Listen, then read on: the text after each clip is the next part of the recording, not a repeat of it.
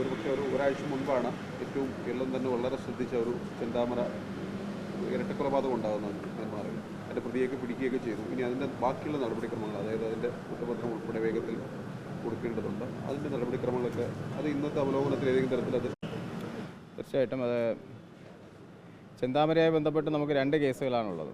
ഇന്ന് പ്രീവിയസ് 2019 ഒരു മർഡർ കേസുണ്ട്, റീസെൻ്റ് ആയിട്ടുള്ളതുണ്ട്. അപ്പോൾ 2 കേസും വിശദമായിട്ട് ഡിസ്കസ് ചെയ്തിട്ടുണ്ട്. അതിൽ ചെയ്യേണ്ട നടപടികൾ വളരെ കൃത്യമായിട്ട് ചെയ്യുന്നതിന് വേണ്ടിയിട്ടുള്ള നിർദ്ദേശങ്ങളൊക്കെ കൊടുത്തിട്ടുണ്ട്. ചാർജ് ഷീറ്റ് സ്റ്റാറ്റ്യൂട്ടറി പീരീഡിനുള്ളിൽ തന്നെ നമ്മൾ സബ്മിറ്റ് ചെയ്യും. അതിൽ ആദ്യത്തെ കേസിൻ്റെ ട്രയൽ ആരംഭിക്കുന്നൊരു സാഹചര്യമുണ്ട്. അപ്പോൾ അതിൽ പഴയ കേസിൻ്റെയും എവിഡൻഷ്യസും കാര്യങ്ങളും എല്ലാം നമ്മൾ വിശദമായിട്ട് പരിശോധിച്ചു. അപ്പോൾ അതിൽ ആ ട്രയലും പ്രോപ്പറായിട്ട് നമ്മുടെ ഭാഗത്തു നിന്നുള്ളൊരു മോണിറ്ററിങ്ങും ഫോളോ അപ്പും ഒക്കെ ഉണ്ടാകാനുള്ള നടപടികളുണ്ടാകും. ആ വിഷയത്തിൽ അന്ന് പോലീസിനൊരു വീഴ്ചയുണ്ടെന്ന് പൊതുവിലൊരു പരാതി ഉണ്ടായിരുന്നു. CI സസ്പെൻഷനിലോ അതൊന്നൊരു സാഹചര്യം ഉണ്ടായി. വേറെ ഏതെങ്കിലും തരത്തിൽ അതുമായി ബന്ധപ്പെട്ട് കൂടുതൽ ഉദ്യോഗസ്ഥർക്കെതിരെ എന്തെങ്കിലും നടപടിയോ അങ്ങനെ എന്തെങ്കിലും ഉണ്ടാവും? അല്ല, അതിൽ അന്വേഷണം നടക്കുകയാണല്ലോ. Enquiry is going on. Already prima facie അതിനകത്തൊരു ചെറിയ ലാപ്സ് പോലീസിൻ്റെ ഭാഗത്തു നിന്ന് ഉണ്ടായിട്ടുള്ളതായിട്ട് ബോധ്യപ്പെട്ടതുകൊണ്ടാണ് ബഹുമാനപ്പെട്ട IG കർശനമായിട്ടുള്ള നടപടിയെടുത്തത്. അതിൽ എൻക്വയറി നടന്ന് അതിൻ്റെ റിപ്പോർട്ട് വന്നതിന് ശേഷമാണ് ബാക്കി നടപടികളെ പറ്റി നമുക്ക് പറയാൻ കഴിയുക. അപ്പോൾ അതിൻ്റെ എൻക്വയറി ഈസ് ഗോയിങ് ഓൺ. ഒരുപാട് ആളുകൾ ഉപാധികളൊക്കെ ലംഘിച്ച് ജീവിതത്തിൽ പ്രവേശിപ്പിച്ചിട്ടുണ്ടെന്ന് പോലീസ് പറയുന്നു. അതിൽ ഒരു നടപടികൾ വൈകുന്ന രീതിയിൽ പരാതികളുണ്ട്. അത് ഇന്ത്യൻ നിയമം അനുസരിച്ച് ബെയിൽ കണ്ടീഷൻ വയലേഷൻ എന്ന് പറയുന്നത് ഒരു ക്രിമിനൽ ഒഫൻസ് അല്ല. ബെയിൽ കണ്ടീഷൻ വയലേറ്റ് ചെയ്താൽ അതിൽ നമുക്ക് ചെയ്യാൻ പറ്റുന്നത് ബെയിൽ ഫോർഫീറ്റ് ചെയ്യുക എന്നുള്ളതാണ്.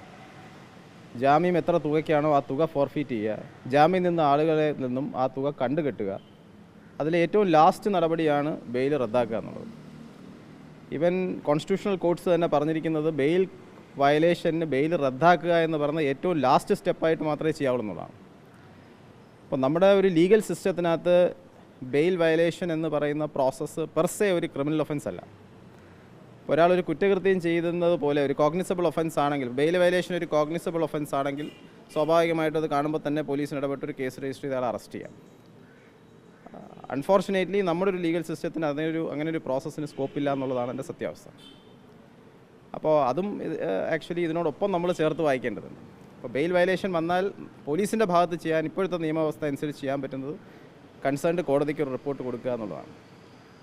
അപ്പോൾ സ്വാഭാവികമായിട്ടും അങ്ങനെ ഒരു റിപ്പോർട്ട് വരുമ്പോൾ ബഹുമാനപ്പെട്ട കോടതികൾ ഈ റെസ്പോണ്ടൻറ്റ് നോട്ടീസ് കൊടുക്കണം. കാരണം innocent violation is not a ground for forfeiture. ഒരുപക്ഷെ അയാൾക്ക് അറിയാണ്ട് അയാൾ വന്നതായിരിക്കാം. അപ്പോൾ അങ്ങനെയൊക്കെയുള്ള ഗ്രൗണ്ട്സ് കൂടി എക്സാമിൻ ചെയ്ത് അയാളുടെ ഡിഫൻസ് കൂടി കേട്ടതിന് ശേഷം മാത്രമേ ബെയിൽ ഫോർഫീച്ചറിലേക്കും മറ്റ് നടപടികളിലേക്കും കോടതികൾക്ക് പോകാൻ കഴിയൂ. അപ്പോൾ നമ്മുടെ ലീഗൽ പ്രോസസ്സിൻ്റെ ഭാഗമായിട്ടുള്ളൊരു കാര്യമാണ്. ഈ വിഷയത്തിൽ വേഗത്തിൽ തന്നെ ചിന്താമരയുടെ കുറ്റപത്രം കൊടുക്കും എന്നുള്ളതാണ്. തീർച്ചയായിട്ടും. ഇപ്പോൾ ഇവിടെ ഞാനത് കേസ് പരിശോധിച്ചതെന്ന് എനിക്ക് മനസ്സിലായത് ആദ്യം മുതൽ തന്നെ SP-യുടെ വളരെ ശക്തമായിട്ടുള്ള ഇടപെടൽ അതിനകത്തുണ്ട്. ആലത്തൂർ DYSP മുരളി അത് വളരെ സീരിയസ് ആയിട്ട് തന്നെ അതിൽ 48 hours തന്നെ പ്രതിയെ പിടിച്ചു. അപ്പോൾ വളരെ നല്ലൊരു ടീം വർക്ക് പ്രതിയെ പിടികൂടാനായിട്ട് നടന്നിട്ടുണ്ട്. അപ്പോൾ ഈ ക്രൈം നടന്നതിന് ശേഷം പോലീസ് വളരെ സ്വിഫ്റ്റായിട്ടുള്ള ആക്ഷനാണ് എടുത്തിട്ടുള്ളത്. അതിലും എല്ലാ അവറിലും അത് നമ്മൾ ഫോളോ അപ്പ് ചെയ്യുന്നുണ്ടായിരുന്നു. അപ്പോൾ ആ ഒരു സ്ഥലത്ത് മാത്രമല്ല, പോലീസ് അതിനെ വളരെ വിശദമായ രീതിയിൽ തന്നെയാണ് പ്രതിക്ക് വേണ്ടി സെർച്ചും നടത്തിയിട്ടുള്ളത്. അവർ ഫോറസ്റ്റിൽ ഫോക്കസ് ചെയ്യുമ്പോഴും ജില്ലാ ബോർഡറുകൾ കൃത്യമായിട്ട് സീൽ ചെയ്തിട്ടുണ്ടായിരുന്നു. റെയിൽവേ സ്റ്റേഷനിൽ ഫോക്കസ് ഉണ്ടായിരുന്നു.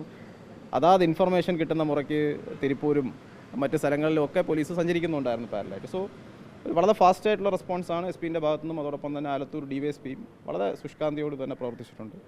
അപ്പോൾ അത് അഭിനന്ദനാർഹമാണ് ആക്ച്വലി.